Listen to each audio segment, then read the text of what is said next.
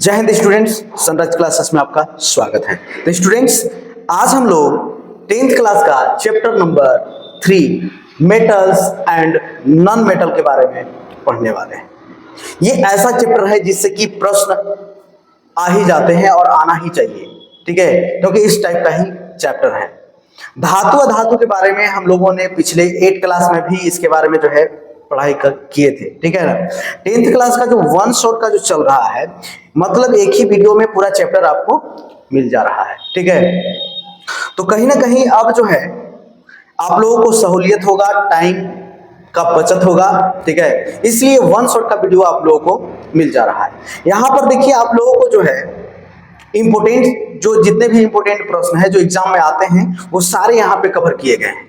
एक बार जब आप देख लेते हैं तो कहीं ना कहीं जो आप लोगों ने पढ़ा है, ठीक है, उसका क्या हो जाता है, यहाँ पे रिवीजन हो जाता है, ठीक है। मीडियम हिंदी भी है ना, इंग्लिश मीडियम नहीं है, हिंदी जो मीडियम वाले जो बच्चे हैं वो अच्छे से देख रहे होंगे, ठीक है। तो यहाँ पे जब आपको धातु अधातु के बारे में पढ़ना है पूरे चैप्टर में, तो सबसे पहले यहाँ पे हम लोग जान लेते हैं कि ये जो है ना आपके सामने पीरियोडिक टेबल है, ठीक है।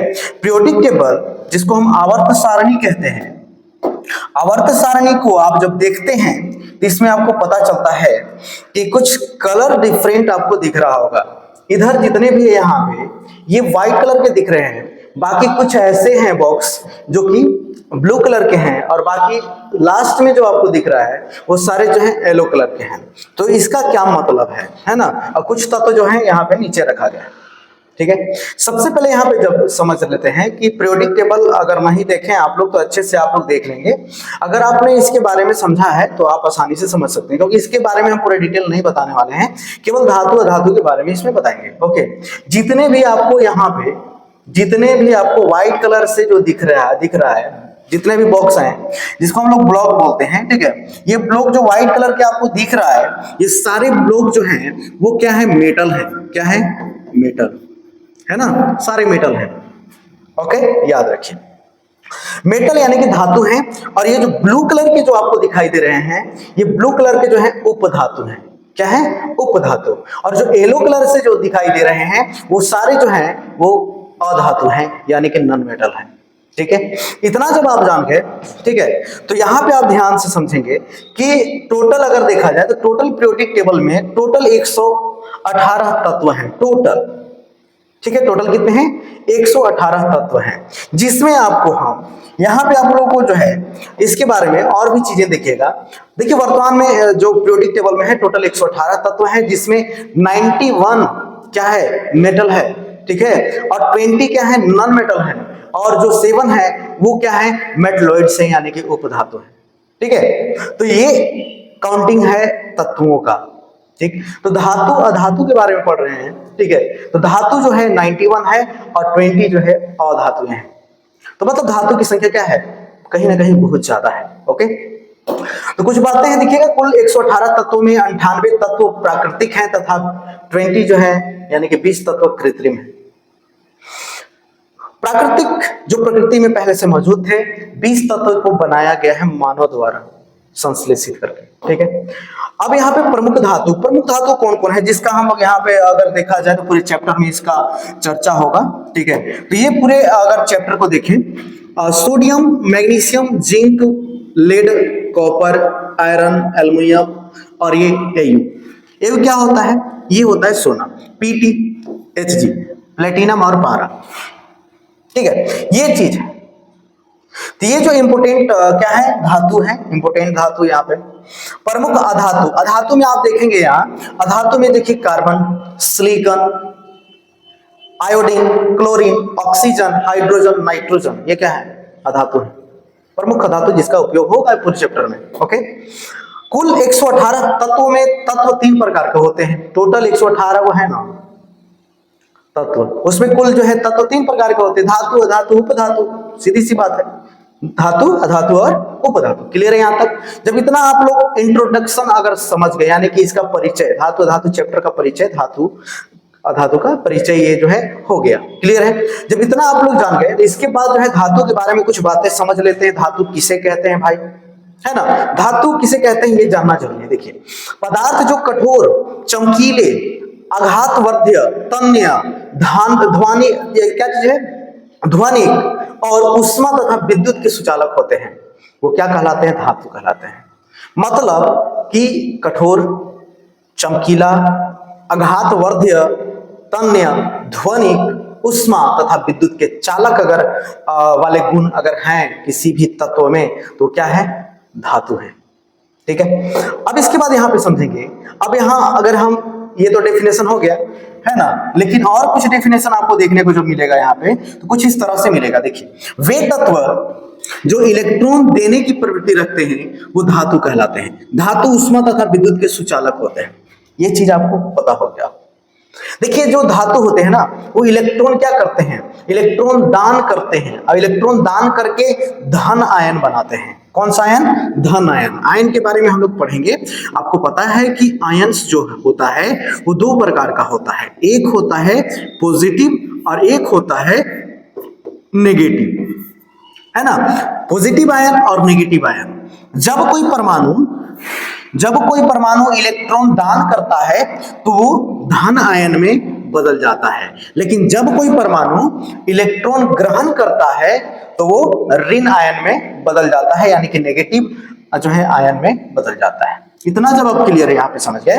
देखिए, सबसे पहले इलेक्ट्रॉनिक विन्यास आपको आना चाहिए। ठीक है, इलेक्ट्रॉनिक विन्यास में आप देखेंगे ये है सोडियम, और सोडियम का होता है परमाणु संख्या 11, और जितना परमाणु संख्या होता है उतना प्रोटॉन होता है, और जितना प्रोटॉन होता है उतना इलेक्ट्रॉन होता है। तो वही इलेक्ट्रॉन को हम लोग क्या करते हैं, इलेक्ट्रॉन को वितरित करते हैं, बांटते हैं, और जब इलेक्ट्रॉन को बांटते हैं, ठीक है, कंडीशन में बांटते हैं, इसके लिए प्रोसेस है। ठीक है, तो जब इलेक्ट्रॉन को बांटते हैं तो इलेक्ट्रॉन को बांटने को ही हम लोग इलेक्ट्रॉनिक विन्यास कहते हैं, इंग्लिश में इलेक्ट्रॉनिक कॉन्फ़िगरेशन कहते हैं।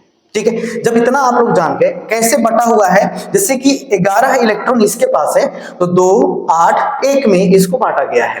ठीक है, ये सिस्टमैटिक है, हम लोग जो है इसके बारे में आगे कुछ पढ़ेंगे। ओके, जब इतना आप लोग जान गए, अब इसके बाद यहाँ पे समझेंगे।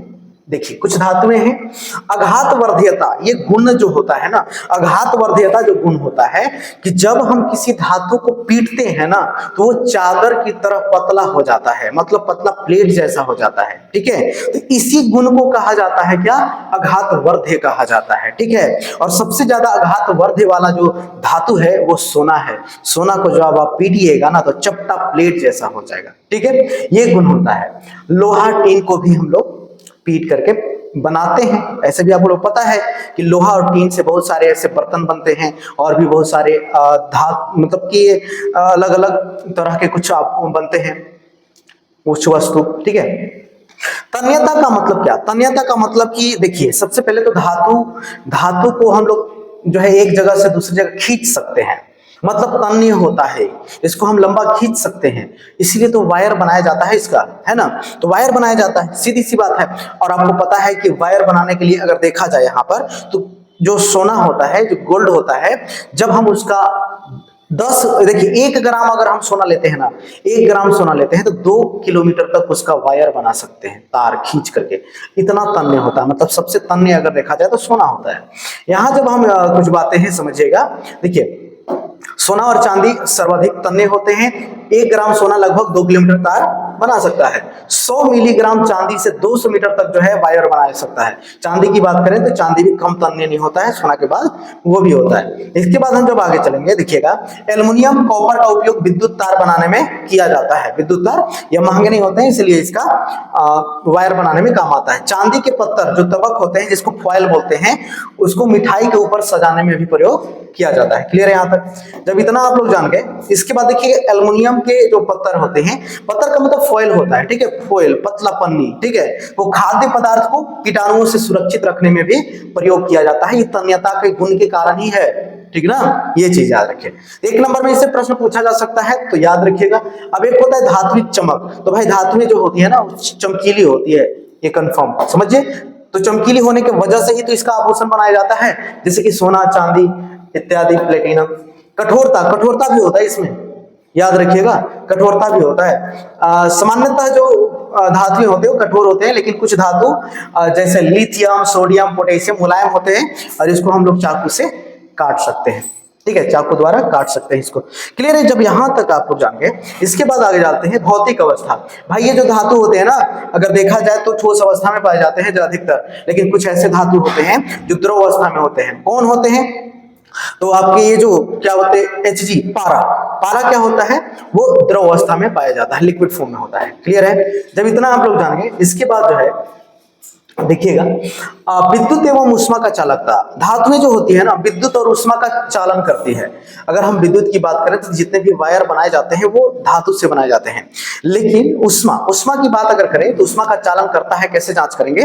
तो देखिए, एक पतला हम क्या करेंगे, एक रॉड ले लेंगे लोहे का, ठीक है, रॉड जो घर में यूज होता है घर बनाने में, तो उसको हम एक साइड गर्म करेंगे तो देखिएगा कि दोनों साइड मतलब दूसरे छोर में भी जो है गर्मी आ जाता है, मतलब वो भी हीट हो जाता है। इससे पता चलता है कि धातुएं क्या होती है, उष्मा का भी चालन करती है। यहां पर देखिएगा जो चांदी होता है उष्मा और विद्युत का सबसे अच्छा चालक है, याद रखिएगा।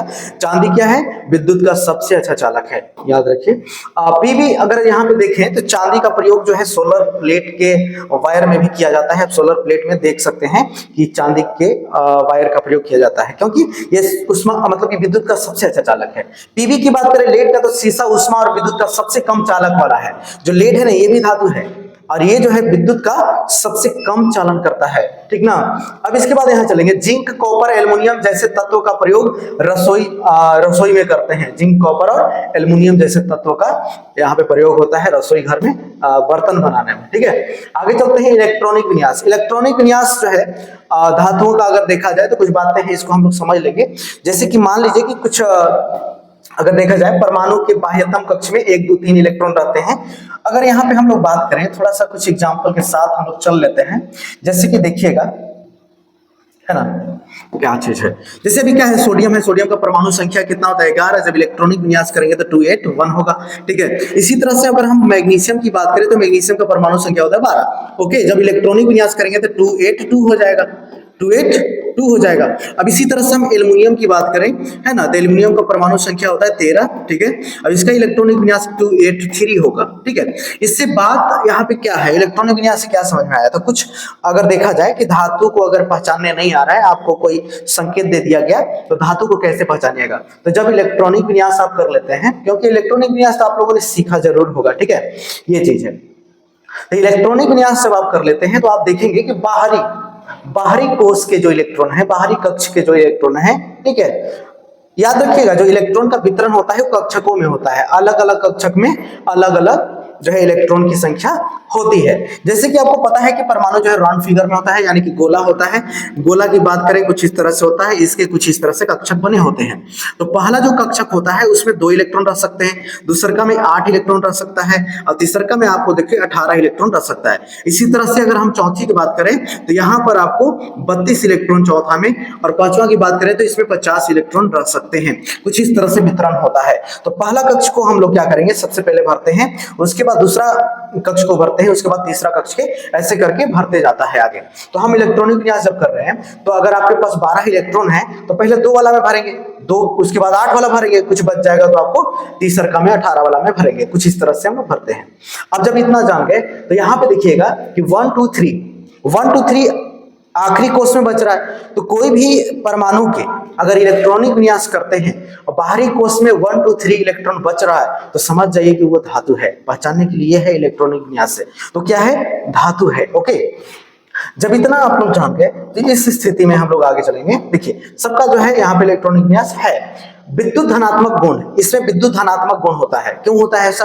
क्योंकि ये इलेक्ट्रॉन को दान करने की क्षमता रखते हैं। इलेक्ट्रॉन जो बाहरी कोष में 1 2 3 होता है ना, उसको क्या करते हैं, इन लोग दान कर देते हैं। इसका रीजन ये है कि कोई भी परमाणु चाहता है कि हम अपने बाहरी कोष में 8 पूरा कर लें, अष्टक पूर्ण कर लें। ये जो है नियम है, क्योंकि कोई भी परमाणु जब अपने बाहरी कोष में 8 इलेक्ट्रॉन पूरा कर लेता है तो वो अस्थायी हो जाता है, वो किसी से फिर अभिक्रिया नहीं करता है ना, याद रखिए। तो कहीं ना कहीं विद्युत धनात्मक गुण का यही कारण है कि कोई अगर मान लीजिए कि कोई परमाणु के पास जो है, यहाँ पे थोड़ा सा हम एग्जाम्पल के साथ आप लोगों को बता देते हैं। देखिएगा मान लीजिए कि सोडियम है और सोडियम का जो परमाणु संख्या होता है वो 11 होता है, ये तो पता ही है, ठीक है, 11 होता है। जब इसका इलेक्ट्रॉनिक विन्यास हम लोग करते हैं, जब इलेक्ट्रॉनिक विन्यास करते हैं तो यहाँ पे क्या होगा, देखिएगा 282 होगा, 282 नहीं, सॉरी, यहाँ पे क्या होगा 281 होगा ना, 281। बाहरी कोश में कितना है, 1 इलेक्ट्रॉन है। अगर यहाँ पे इसका 8 हो जाए तो ये परमाणु क्या हो जाएगा, अस्थाई हो जाएगा, सोडियम क्या हो जाएगा, अस्थाई हो जाएगा। लेकिन इसको 8 पूरा करने के लिए कितना चाहिए, 7 इलेक्ट्रॉन चाहिए, और 7 इलेक्ट्रॉन कोई भी परमाणु नहीं देगा, क्योंकि उतना एनर्जी उसके पास नहीं होता है कि वो 7 इलेक्ट्रॉन इसे दे सके। बस हो सकता है 3 या 4, 3 इलेक्ट्रॉन तक कोई जो है दे सकता है, 3 से ज्यादा इलेक्ट्रॉन नहीं दे सकता है, ठीक है, याद रखिए, ये चीज याद रखने वाली बात है। मतलब कि अगर कोई 3 इसको दे भी दे तो इसके पास टोटल जो है 4 होगा, मतलब कि 8 पूरा नहीं होगा। तो ये क्या करता है, ये सोडियम जो है अपना इलेक्ट्रॉन को दान कर देता है, किसी को दे देता है, और जब किसी को दे देता है तो इसके पास क्या हो जाता है, 28 हो जाता है ना। बाहरी कोश में कितना हो गया, 8 इलेक्ट्रॉन हो गया, मतलब ये दान करके भी अस्थाई हो जाता है। तो यही चीज है, जब ये दान कर सकता है इसलिए इसको विद्युत धनात्मक गुण कहते हैं, ठीक है ना, ये चीज है। जब इतना आप लोग समझ गए तब इसके बाद देखिएगा थोड़ा सा, ये एग्जाम्पल आप लोगों को हम बता दिए हैं, अभी फिलहाल कैल्शियम के लिए देख सकते हैं, है ना, ये चीज। अब इसके बाद देखिएगा रासायनिक गुण। धातु का रासायनिक गुण में कुछ कुछ बातें हैं, किससे अभिक्रिया करता है, किससे अभिक्रिया नहीं करता है, ये सारी चीज हम लोग यहाँ पे समझेंगे। देखिए, धातु में धनायन में परिवर्तन हो जाने की प्रवृत्ति होती है। धातुओं की इसी प्रवृत्ति के कारण इनमें कुछ विशिष्ट रासायनिक गुण आ जाते हैं। भाई कौन से विशिष्ट रासायनिक गुण आते हैं, पहला जो है ऑक्सीजन यानी कि वायु के साथ संयोग कर देता है। धातु जो है वायु के साथ अभिक्रिया करता है, और वायु के साथ अभिक्रिया करके ये धात्विक ऑक्साइड बनाता है। धातु जब ऑक्सीजन से अभिक्रिया करता है तो धात्विक ऑक्साइड बनाता है, ठीक है। जैसे कि अगर हम यहाँ पे बात करें, जैसे कि एक धातु ले लेते हैं, है ना, एक धातु को अगर हम यहाँ पे लिखे मैग्नीशियम, है ना धातु, तो मैग्नीशियम को जब हम ऑक्सीजन से क्या करते हैं, संपर्क कराते हैं, यानी कि एक प्रकार से रिएक्शन कराते हैं, ये दोनों के बीच क्या होता है, रिएक्शन होता है, रिएक्शन होता है ना। रिएक्शन के बाद क्या बन रहा है, देखिए क्या बनता है, MgO मैग्नीशियम ऑक्साइड बनता है, और इसको संतुलित करने के लिए 2 लगा देते हैं। मतलब कि ये धातु है, धातु ऑक्सीजन से भी क्रिया करके धात्विक ऑक्साइड बना लेता है, ठीक है, इतना जान गए आप लोग, ठीक है। अब इसके बाद यहाँ पे समझिएगा, देखिए एग्जाम्पल देख सकते हैं, एग्जाम्पल बहुत सारा है, आप एग्जाम्पल देख सकते हैं, एग्जाम्पल देख लीजिए। अभी एक एग्जाम्पल बताए थे, बहुत सारा एग्जाम्पल है, ओके। जब इतना आप लोग समझ गए, उभयधर्मी और द्विधर्मी ऑक्साइड, कुछ ऐसे ऑक्साइड जो ऑक्साइड अभी बनाना, ठीक है। और एक चीज और भी जान लेते हैं यहाँ पे थोड़ी सी, इसमें हम जान लेते हैं कि जो धातु ऑक्साइड होता है ना, धातु ऑक्साइड जो है क्षारीय प्रकृति का होता है। कैसा होता है, तो क्षारीय प्रकृति का होता है, ये चीज याद जरूर रखिएगा। उभयधर्मी और द्विधर्मी ऑक्साइड, उभयधर्मी किसको कहते हैं, तो देखिए ऐसा ऑक्साइड है ना, ऐसा ऑक्साइड जो मतलब एक प्रकार से कहिए ना कि एसिड और बेस दोनों से अभिक्रिया कर लेता है, एसिड और बेस दोनों से अभिक्रिया कर लेता है। हम इस प्रकार के ऑक्साइड को उभयधर्मी ऑक्साइड कहते हैं। देखिए, वे धातु ऑक्साइड जो अम्ल तथा क्षार दोनों से अभिक्रिया करते हैं, वे लवण और जल उत्पन्न करते हैं, याद रखिए। जैसे कि मान लीजिए कि एल्युमिनियम ऑक्साइड है, ओके, एल्युमिनियम ऑक्साइड जो है अम्ल से अभिक्रिया किया HCl से, तो क्या बनाता है, एल्युमिनियम क्लोराइड बनाता है, और जल बन रहा है, ठीक है, यहां तक तो क्लियर। अब दूसरा का देख लीजिए, एल्युमिनियम ऑक्साइड सोडियम हाइड्रोक्साइड से भी अभिक्रिया कर लिया। सोडियम हाइड्रोक्साइड जो है वो क्या है, क्षार है, तो क्षार से भी अभिक्रिया कर लेता है और अम्ल से भी अभिक्रिया कर लेता है। तो इस प्रकार के जो ऑक्साइड होते हैं उसको उभयधर्मी ऑक्साइड कहते हैं। तो ये भी ये बहुत ही इंपॉर्टेंट है, आप लोग जो है इसको याद रख लीजिएगा एकदम आसानी से, ठीक है। जब इतना आप जान गए, एक और एग्जांपल आप देख सकते हैं कुछ इस तरह से। एग्जांपल, जिंक ऑक्साइड भी जो है उभयधर्मी ऑक्साइड की तरह कार्य करता है। एग्जांपल देख लीजिए।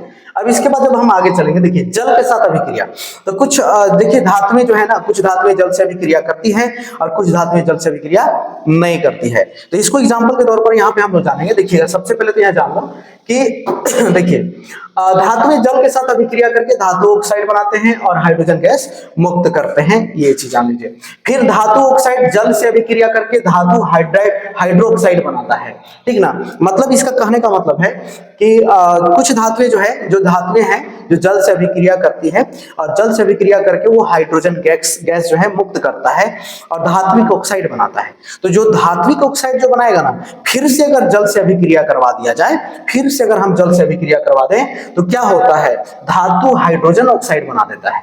कितना हो गया।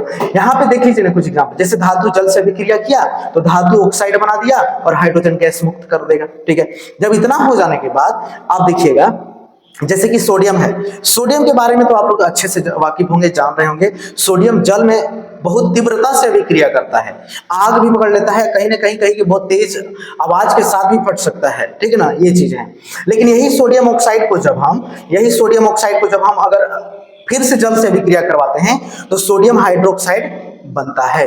ये चीज याद रखिए। तो ये जल के साथ अभिक्रिया का कुछ गुण है। यहाँ पर देखिए सोडियम सबसे ज्यादा रिएक्टिविटी है जल के साथ, उसके बाद मैग्नीशियम है, जिंक है, आयरन है, कॉपर है। कुछ इस तरह से लाइन वाइज दिया हुआ है कि कौन तेज गति से अभिक्रिया करता है जल से। क्लियर है यहाँ तक? जब इतना जान गए तो अम्लों के साथ अभिक्रिया, धातु जो है अम्लों के साथ अभिक्रिया करता है, तो धातु अम्ल से अभिक्रिया करके क्या बनाएगा भाई? तो देखिए क्या बनाएगा, देखिए पहले धातु अम्ल के साथ अभिक्रिया करके लवण तथा हाइड्रोजन गैस मुक्त करते हैं। ये तो हम लोग एसिड बेस एंड साल्ट वाला में पढ़ चुके हैं, है ना, तो ज्यादा आप लोगों को दिक्कत नहीं होना चाहिए। फिर भी यहाँ पे हम लोग समझ लेते हैं कि धातु अम्ल के साथ अभिक्रिया करके लवण तथा हाइड्रोजन गैस मुक्त करता है। ओके, जैसे कि आप देखिए धातु अम्ल से अभिक्रिया किया, लवण बनाएगा और हाइड्रोजन गैस मुक्त करेगा।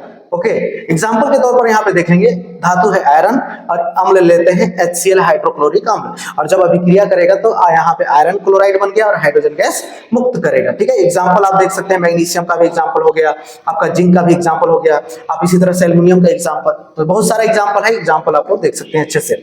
नोट में यहाँ पे देखिएगा कॉपर यहाँ पे Ag, चांदी और पारा अम्लों के साथ अभिक्रिया नहीं करते हैं, सोना भी नहीं करता है, तो यहाँ पे सोना भी लिख सकते हैं। क्लियर है? जब इतना आप लोग जान गए तो धातुओं की अन्य धातु लवणों के साथ अभिक्रिया, मान लीजिए धातुओं की अन्य धातु लवणों के साथ अभिक्रिया, है ना। देखिए यहाँ पे सबसे पहले एग्जांपल से समझ में आएगा कि क्या हो रहा है। धातु जब लवण विलयन से अभिक्रिया करता है तो लवण विलयन बनाता है, प्लस में धातु भी बनाता है। कैसे? देखिए, अधिक अभिक्रियाशील धातु अपने से कम क्रियाशील धातुओं के उनके यौगिक के विलयन में विस्थापित करती है। यह धातु की सक्रियता श्रेणी पर आधारित है। चलिए इसके बारे में जानेंगे। जैसे जिंक है, ओके, धातु है जिंक और धातु लवण से अभिक्रिया करवा दिया गया। कॉपर सल्फेट क्या है? धातु लवण है, और धातु लवण से जैसे ही अभिक्रिया करवाया गया तो क्या बनाया? ये जो कॉपर है, कॉपर जो है जिंक से कम रिएक्टिविटी है, तो जिंक जो है क्या करेगा? कॉपर को विस्थापित कर देगा। विस्थापन अभिक्रिया में इसको अच्छे से पढ़े हैं हम लोग, ठीक है ना। तो जिंक जो है आ जाएगा यहाँ पे कॉपर के स्थान पे, कॉपर अलग हो जाएगा, तो जिंक सल्फेट बनेगा, कॉपर अलग हो जाएगा। क्लियर है? ये चीजें हैं। अब इसके बाद देखिए आयरन का भी वही हाल है। तो सबसे अधिक विद्युत धनात्मक तत्व जो है फ्रेंशियम है, और सबसे विद्युत ऋणात्मक जो तत्व है वो फ्लोरीन है। ये कहीं ना कहीं नोट में जब आपको मिल रहा है तो ये इंपोर्टेंट है, याद रखिएगा, वेरी इंपोर्टेंट है, जो एग्जाम में 1 नंबर में प्रश्न पूछे जाएंगे। क्लियर है? जब इतना आप लोग जान गए, इसके बाद जो है हम लोग सक्रियता श्रेणी, सक्रियता श्रेणी को हम लोग जान लेते हैं। सबसे पहले सक्रियता श्रेणी, देखिए सक्रियता श्रेणी क्या है। तो देखिए एक सजा करके रखा हुआ है एक सिस्टमेटिक ढंग से कि जितने भी धातु हैं सबसे ज्यादा कौन रिएक्टिविटी वाला है, मतलब सबसे ज्यादा कौन अभिक्रियाशीलता में सबसे ज्यादा है, वो हम लोग उसमें भी पढ़े थे, पिछला चैप्टर में भी इसके बारे में पढ़े थे। तो देखिएगा यहाँ पे सबसे पहले तो यहाँ पे देखा जाए कि अत्यधिक क्रियाशील धातु कौन है? पोटेशियम, सोडियम, कैल्शियम, ये तीनों जो है अत्यधिक जो है क्या है? अभिक्रियाशील है, याद रखिएगा। उसके बाद देखिएगा कम क्रियाशील धातु है, क्रियाशील लेकिन कम है, मैग्नीशियम, एल्युमिनियम, जिंक और लेड, ये क्या है? कम क्रियाशील धातु है। और नहीं के बराबर आप देखिएगा न्यूनतम क्रियाशील वाला, बहुत कम, हाइड्रोजन, कॉपर, पारा और यहाँ चांदी और सोना। ये जो सोना सबसे कम जो है क्रियाशील धातु है, याद रखिए, सबसे कम अभिक्रिया करता ही नहीं, बहुत कम, ठीक है, इसलिए इसका संचारण नहीं हो पाता है। तो आभूषण बनाने में काम आता है, संचारण होगा ही नहीं तो जल से भी अभिक्रिया नहीं करता है। क्लियर है यहाँ तक? जब इतना अभिक्रियाशीलता श्रेणी पढ़ लिए तो इसके बारे में कुछ हम लोग और भी जानेंगे। अब अधातु के बारे में जान लेते हैं, है ना। अधातु क्या होता है? अधातु जस्ट अपोजिट, यानी कि एक प्रकार से सीधी सी बात है कि इसको हम लोग समझ सकते हैं। जैसे धातु है, धातु का जो गुण होता है ना, जस्ट अपोजिट कर देंगे, उल्टा कर देंगे। कैसे? देखिए धातु में चमकती है, चमक होता है उसमें, लेकिन अधातु में चमक नहीं होता है। तो देखिए चमक नहीं होता है, आघात वर्ध नहीं होता है, जिसको हम लोग भंगूर कहते हैं, कि भंगूर होगा ही, क्या होगा? अधातु भंगूर होगा। ओके, चमक नहीं होगा। कुछ ऐसे भी तत्व हैं जिसमें चमक होता है, जैसे कि सोडियम की बात करें तो सोडियम नहीं, सॉरी, ये ग्रेफाइट, ग्रेफाइट जो है वो क्या है? वो पेंसिल की नीब में होता है, वो चमकता है। आयोडीन जो है वो क्या होता है? अधातु है, वो भी चमकता है। तो कुछ ऐसे अपवाद में है, तो याद रखना है कि अधातु में क्या होती है, चमक नहीं होता है धातु में, लेकिन अपवाद में जैसे कि आयोडीन में चमक होता है। क्लियर है? यहां तक जब आप जाएंगे तो ये क्या करते हैं, विद्युत और उष्मा का चालन नहीं करते हैं, विद्युत और उष्मा का चालन नहीं करते हैं, आघातवर्धक का गुण नहीं होता है, चमक नहीं होता है, ठीक है, तन्यता नहीं होता है, भंगुर होते हैं। जब हम अधातु को पीटते हैं, जैसे कोयला है, कार्बन है कोयला, कोयला को जब हम हथौड़े से पीटेंगे तो चूर चूर हो जाएगा, मतलब वो पतला प्लेट जैसा नहीं होगा। इसमें कौन सा गुण है, इसमें भंगुरता का गुण है, जो कि धातु में नहीं था। वे तत्व जो इलेक्ट्रॉन ग्रहण करने की प्रवृत्ति रखते हैं तथा उष्मा और विद्युत के कुचालक होते हैं। ठीक है, हम बताए थे कि जो अधातु होते हैं वो इलेक्ट्रॉन ग्रहण करते हैं। धातु क्या थी, इलेक्ट्रॉन क्या कर रही थी, दान कर रही थी, लेकिन अधातु क्या है, इलेक्ट्रॉन ग्रहण करती है। कैसे एग्जाम्पल में बताते हैं, देखिएगा यहाँ पे एग्जाम्पल क्या कहता है, सबसे पहले यहाँ पे समझ लेते हैं। देखिएगा, एक हम अधातु को ले लेते हैं, जैसे कि कोई अधातु है, जैसे ऑक्सीजन, ऑक्सीजन अधातु है, ऑक्सीजन का जो परमाणु संख्या होता है कितना होता है, 8 होता है। जब इसका इलेक्ट्रॉनिक विन्यास करेंगे तो हो जाएगा 2 6 होगा। ओके, 2 6 होगा। आप देखिए बाहरी कोश में कितना है, 6 है बाहरी कोश में, इसको 8 पूरा करने के लिए कितना इलेक्ट्रॉन चाहिए, 2 इलेक्ट्रॉन। तो आसानी से इसको 2 इलेक्ट्रॉन क्या हो जाएगा, मिल जाना चाहिए। तो 2 इलेक्ट्रॉन कहीं से ग्रहण करेगा और क्या बना देगा, बोलो, यहाँ पे 2 8 हो जाएगा, अस्थायी हो जाएगा। लेकिन इसको हम कैसे लिखेंगे भाई, तो O2- लिखेंगे, 2-, क्योंकि विद्युत ऋणात्मक होता है। विद्युत ऋणात्मक का मतलब इस पे जो आवेश आ जाता है वो माइनस आवेश आता है, नेगेटिव आवेश आ जाता है, ये चीज है। ये अधातु का यहाँ पे गुण आपको देखने को मिल रहा है, मतलब अधातुएं जो है विद्युत ऋणात्मक होती है। अधातुओं के भौतिक गुण कौन कौन से गुण होते हैं, देखिए सब तो आप लोग जान ही रहे हैं। जैसे सामान्यतः अधातुओं में कोई विशेष चमक नहीं होती है, उष्मा तथा विद्युत के कुचालक होते हैं, तन्य नहीं होते हैं, ठीक है, भंगुर होते हैं, ये चीज आप लोगों को जान गए। तो इतना जब आप लोग ध्वनिक नहीं होते हैं, ध्वनिक का मतलब कि इसमें आवाज नहीं निकलता है ना, आवाज नहीं निकलेगा। ओके, आगे चलते हैं। विद्युत ऋणात्मकता, अभी बताए थे विद्युत ऋणात्मकता के बारे में, ठीक है। ये परमाणु क्या करते हैं, इलेक्ट्रॉन ग्रहण करते हैं, और इलेक्ट्रॉन जैसे ही ग्रहण करेंगे तो इसके परमाणु के ऊपर ऋण आवेश आ जाएगा, यानी कि नेगेटिव चार्ज आ जाएगा, ठीक है। तो इसीलिए इसको कहा जाता है विद्युत ऋणात्मकता कहा जाता है। क्लियर है? यहां जब आप लोग जानेंगे, देख सकते हैं क्लोरीन की बात हो गई, ऑक्सीजन की बात हो गई, ऑक्सीजन के बारे में बता दिया आप लोगों को, ठीक है, इस तरह से। तो ये चीज है, एग्जाम्पल में आप लोग जानेंगे कि क्यों ये विद्युत ऋणात्मक होते हैं, क्योंकि ये इलेक्ट्रॉन ग्रहण करते हैं और ग्रहण करके अपने कोष पूरा कर लेते हैं, ठीक है। ग्रहण करने के बाद मतलब ऋण का मतलब उधार ले रहे हैं, तो आप पे क्या हो गया, कर्ज हो गया। और कर्ज के तौर पर यहाँ पे लिखा हुआ रहता है, देखिए माइनस, यहाँ पे 2- है। जितना इलेक्ट्रॉन ग्रहण करेंगे उतना उस पर चार्ज आवेश आ जाएगा। क्लियर है? जब इतना जान गए तो रासायनिक गुण, केमिकल प्रॉपर्टीज, जो अधातु के केमिकल प्रॉपर्टीज होते हैं, क्या होते हैं, अधातु के साथ ऑक्सीजन की अभिक्रिया। देखिए अधातु जो है ऑक्सीजन से अभिक्रिया करके अधात्विक ऑक्साइड बनाता है, ठीक है, याद रखिए। जैसे कि मान लीजिए कार्बन जो है ऑक्सीजन से अभिक्रिया करके क्या बनाया, कार्बन डाइऑक्साइड बनाया। ओके, इसी तरह से गंधक यानी सल्फर जो है ऑक्सीजन से अभिक्रिया करके क्या बनाता है, तो सल्फर की ऑक्साइड बनाता है, सल्फर ऑक्साइड बनाता है, ठीक है। जैसे देखिए सल्फर ऑक्सीजन से अभिक्रिया किया, सल्फर ऑक्साइड बना दिया। इसी तरह से आप देखिए जल के साथ अभिक्रिया, तो अधातु जो होते हैं जल के साथ अभिक्रिया नहीं करते हैं, अधातु जो है जल के साथ अभिक्रिया नहीं करते हैं। यहां जब हम लोग जाएंगे, अब देखिएगा आगे अम्लों के साथ अभिक्रिया, तो अम्ल के साथ देखते हैं अम्ल के साथ अभिक्रिया होता है कि नहीं होता है। बिल्कुल यहाँ पे समझेंगे, अधातु अम्लों के साथ अभिक्रिया नहीं करती है, धातु अम्ल से अभिक्रिया नहीं करती है। यहाँ तक क्लियर?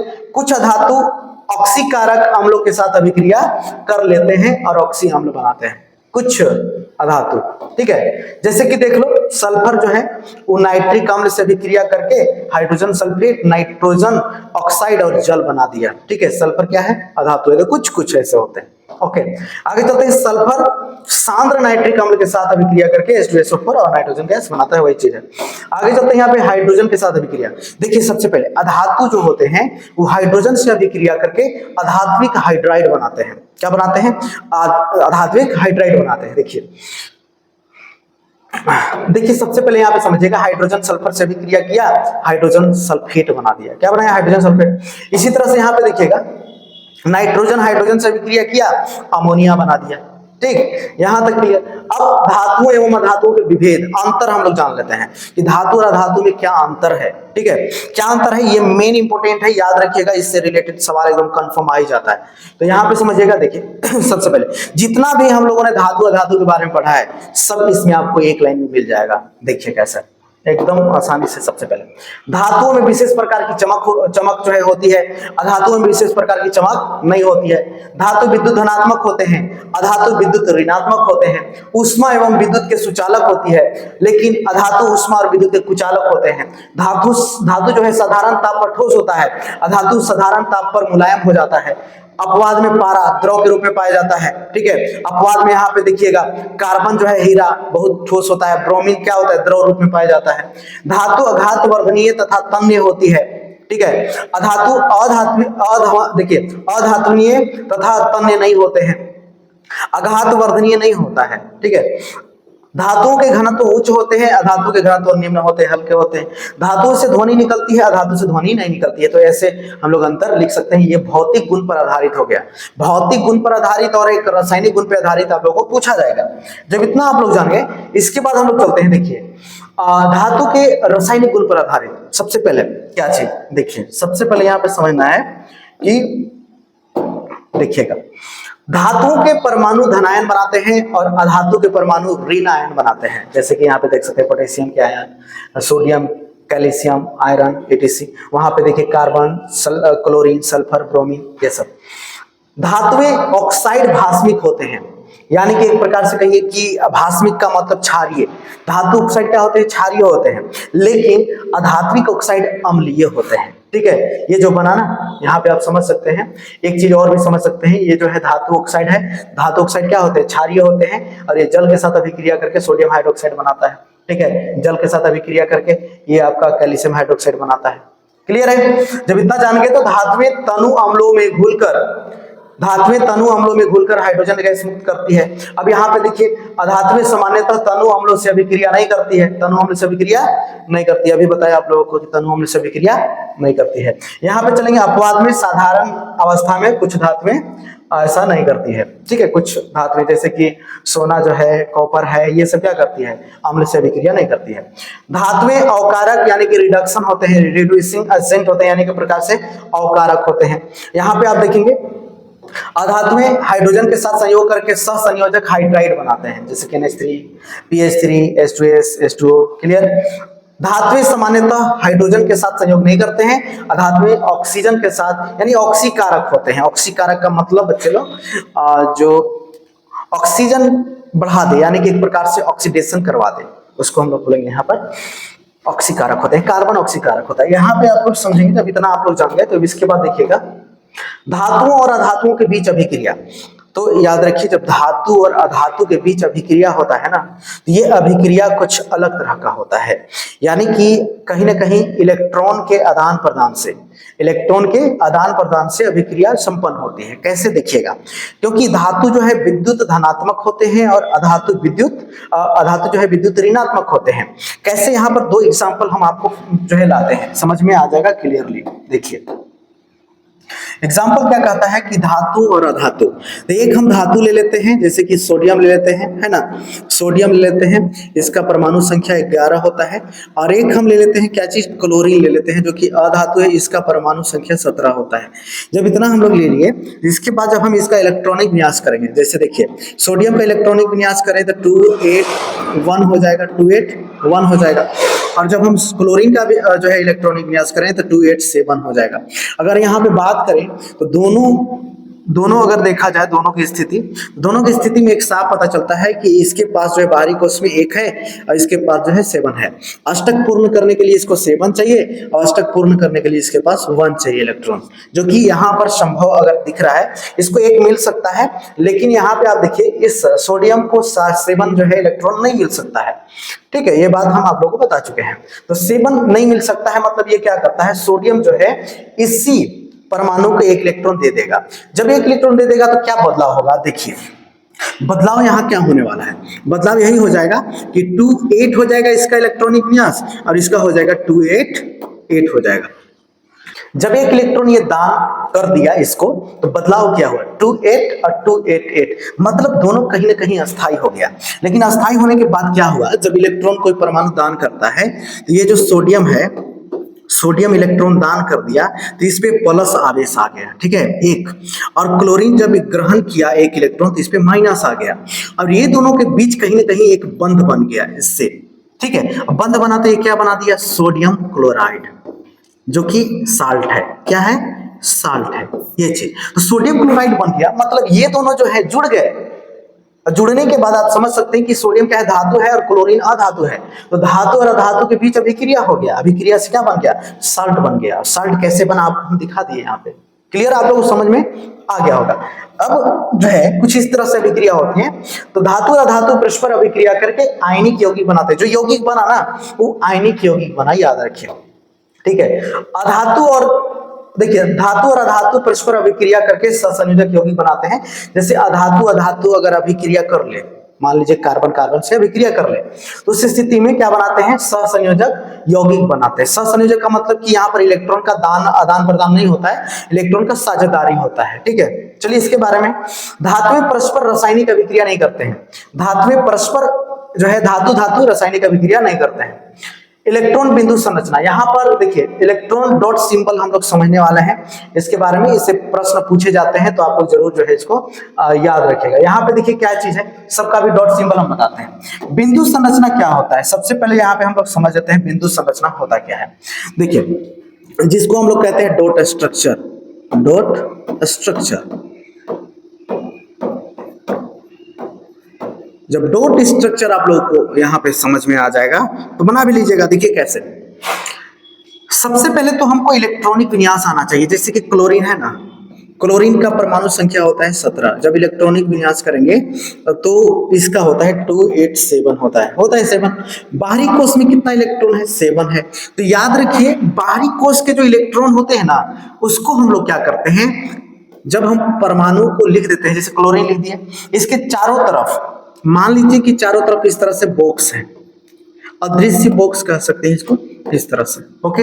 और सभी बॉक्स में 2-2 इलेक्ट्रॉन रह सकते हैं, ओके। तो इसके पास 7 इलेक्ट्रॉन है टोटल। कितने हैं, क्लोरीन के पास 7। सबसे पहले हम लोग जो है सिंगल वाइज इसको क्या करेंगे, भरेंगे।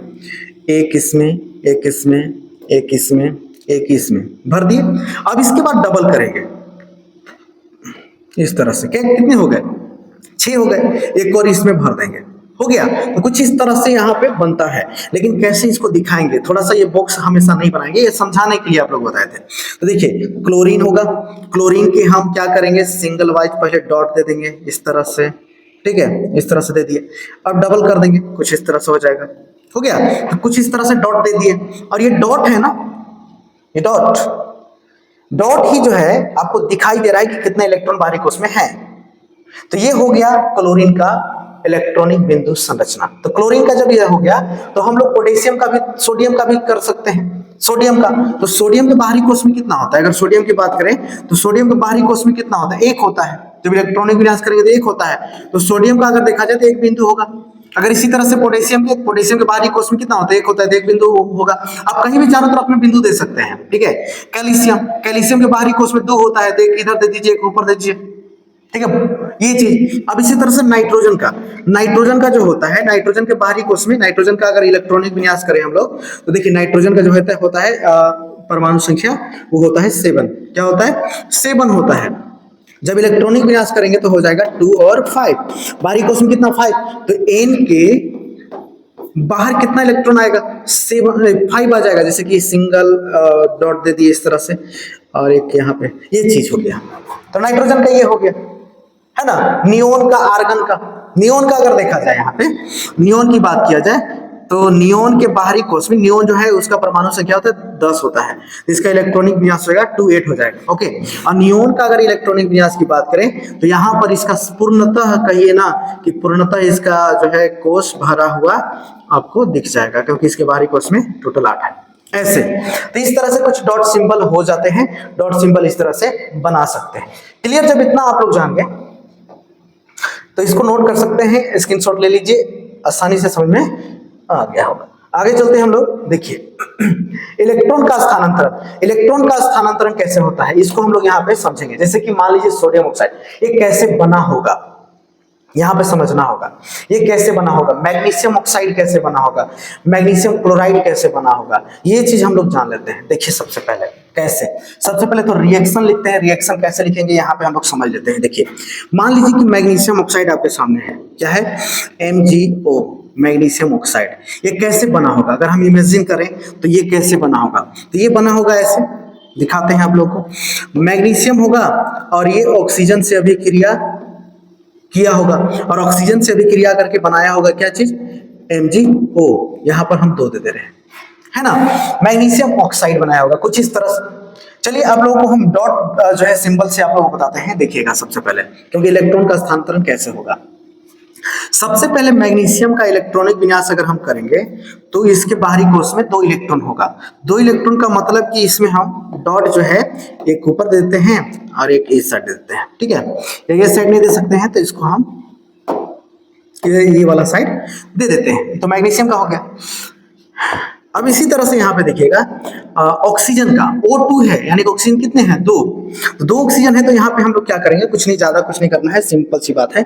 ऑक्सीजन के बाहरी कोश में क्या होता है, ऑक्सीजन के बाहरी कोश में जो होता है 6 इलेक्ट्रॉन होता है। कितने, 6 इलेक्ट्रॉन। तो हम ऑक्सीजन को यहाँ पे लिखते हैं कोष्ठ के अंदर कुछ इस तरह से। यहाँ पे 2 भी लिख सकते हैं, कोई दिक्कत नहीं है, 2 लिख सकते हैं यहाँ पे क्योंकि 2 है। बाहरी कोश में होता है 6, तो हम कैसे इसको फिलअप करेंगे, देखिएगा फिलअप कैसे करेंगे। एक यहाँ पे डॉट देंगे कुछ इस तरह से, ऐसे डबल और डबल, ऐसे दे दिए।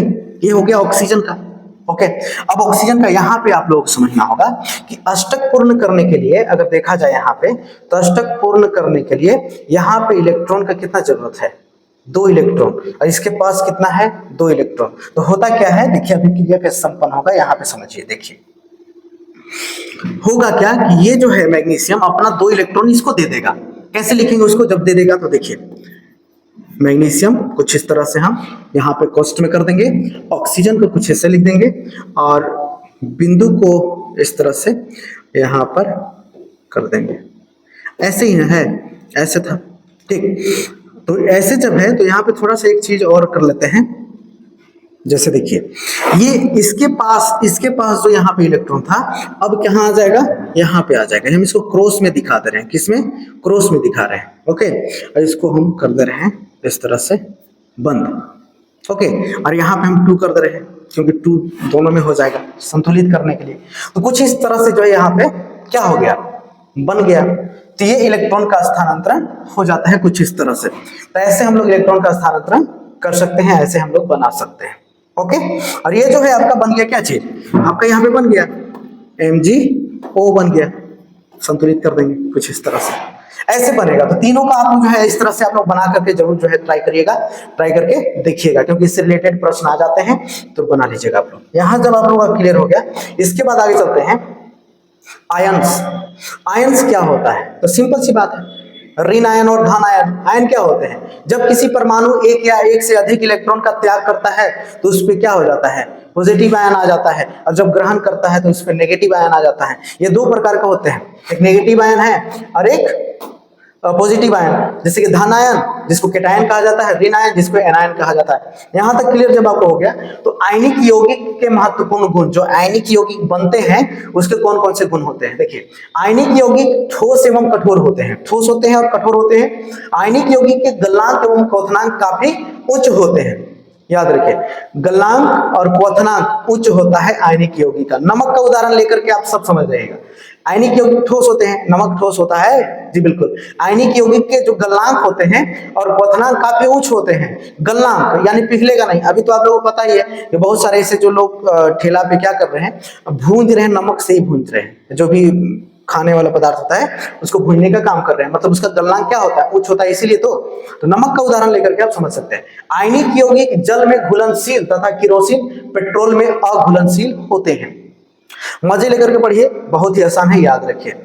आयनिक यौगिक का जलीय विलयन विद्युत का सुचालक होता है। देखिए जल जो शुद्ध होते हैं, मान लीजिए शुद्ध जल में विद्युत का चालन तो नहीं होता है, लेकिन जैसे ही उसमें हम लोग कोई आयनिक पदार्थ डाल देते हैं, मान लो नमक डाल दिए, तो नमक जैसे ही डालेंगे तो उसमें विद्युत का क्या होने लगेगा, विद्युत का चालन होने लगेगा, ये चीज है।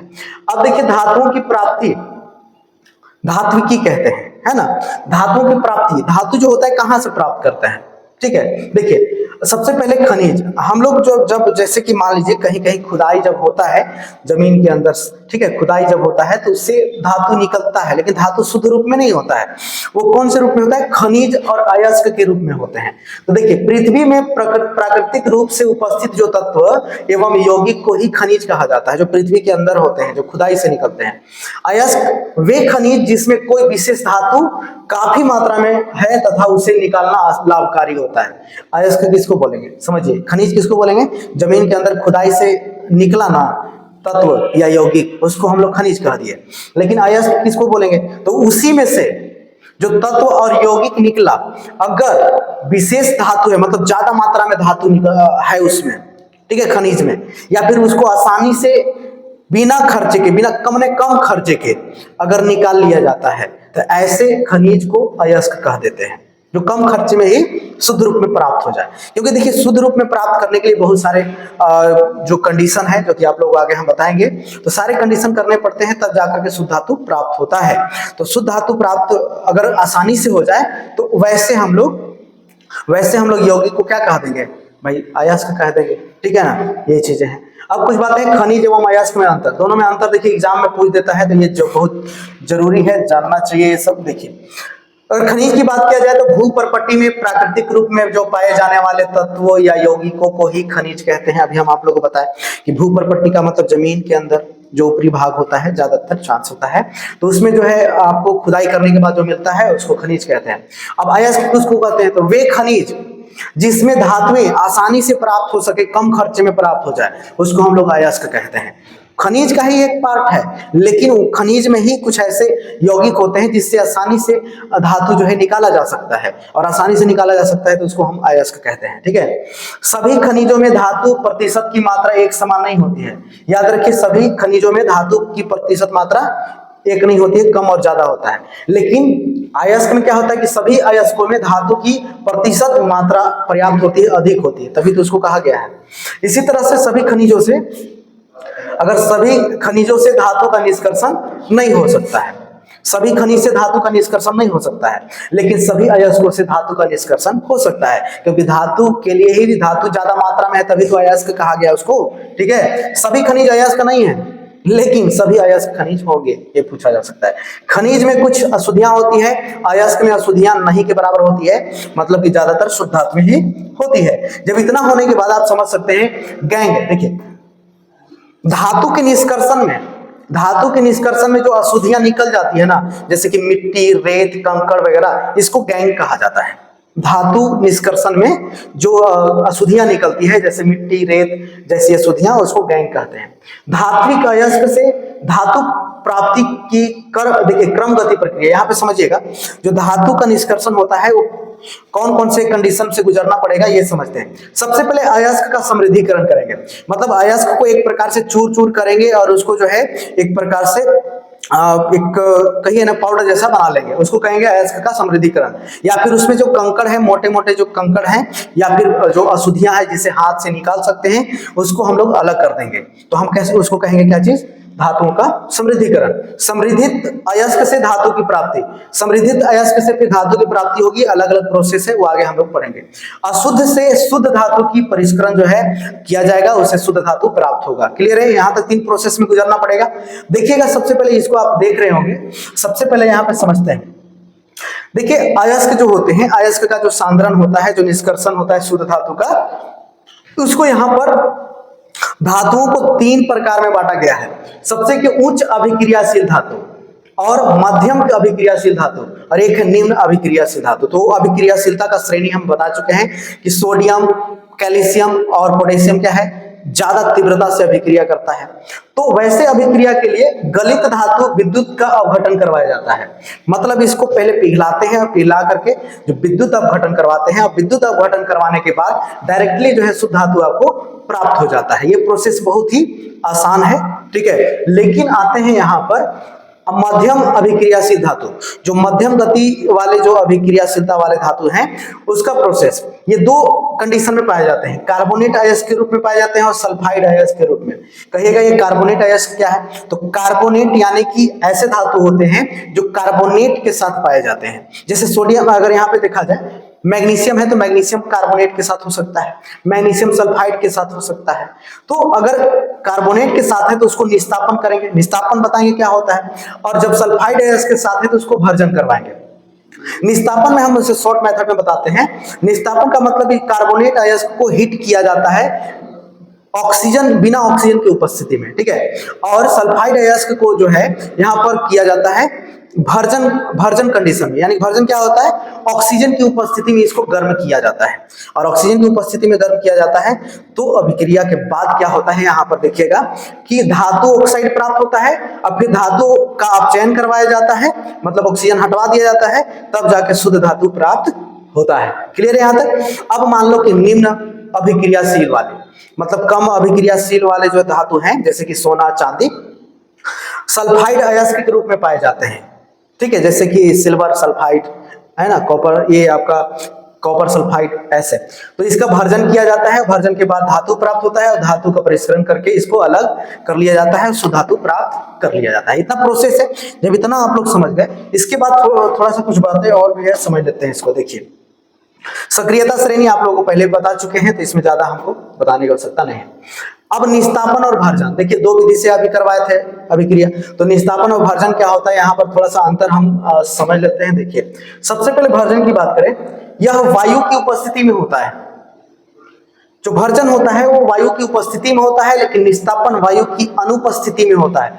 वायु की अनुपस्थिति में यह सल्फाइड अयस्कों के लिए प्रयोग होता है। सल्फाइड मतलब ऐसे अयस्क जो सल्फाइड युक्त हैं, वैसे में हम लोगों को जो है भर्जन की क्रिया करवाया जाता है। और यहाँ पे देखिएगा, यह कार्बोनेट ऑक्साइड, ठीक है, हाइड्रोक्साइड अयस्कों के लिए प्रयोग किया जाता है। ये चीज है। इसके बाद यहाँ पे समझेंगे, यह अयस्क के गलनांक ताप से उच्च ताप पर होता है। याद रखिए, यह जो अयस्क के जो गलनांक ताप है, उससे उच्च ताप पर यह भर्जन करवाया जाता है, हीट करवाया जाता है। अयस्क को उसके गलनांक से कम ताप पर गर्म किया जाता है। जस्ट ऑपोजिट आ रहा है। आप यहाँ पे देखिए, सल्फर ऑक्सीजन से विक्रिया करके सल्फर डाइऑक्साइड बनाया, ठीक है, ऑक्सीजन की उपस्थिति यहाँ पे है ना, दोनों में ऑक्सीजन की उपस्थिति है।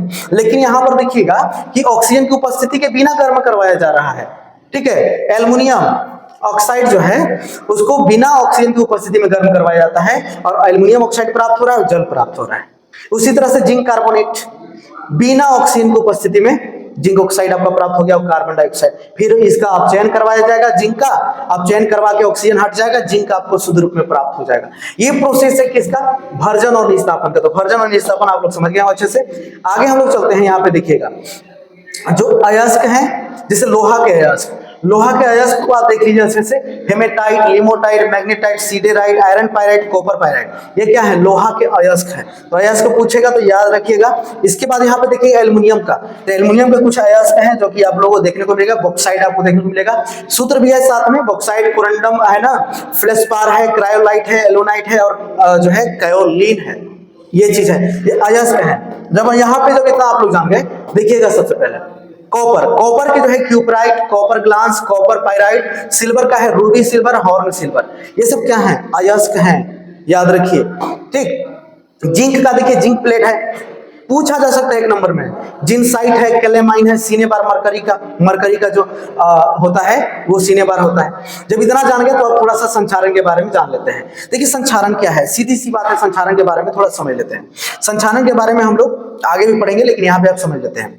देखिए, जब किसी धातु को जब हम खुली अवस्था में रखते हैं ना, तो वायुमंडल में जो नमी होता है वो धातु से क्या करता है? क्रिया करके धातु ऑक्साइड बनाता है। जैसे कि आयरन की बात किया जाए, तो आयरन जब ऑक्सीजन से अभिक्रिया करता है, तो आयरन जब ऑक्सीजन से अभिक्रिया करता है ना, तो क्या बनाता है? आयरन ऑक्साइड बनाता है। जो जंग लगता है, ठीक है, लोहे में जो जंग लग जाता है, वही तो संचारण है। तो कई तरह के संचारण हो सकते हैं, जरूरी नहीं केवल आयरन में ही लगे।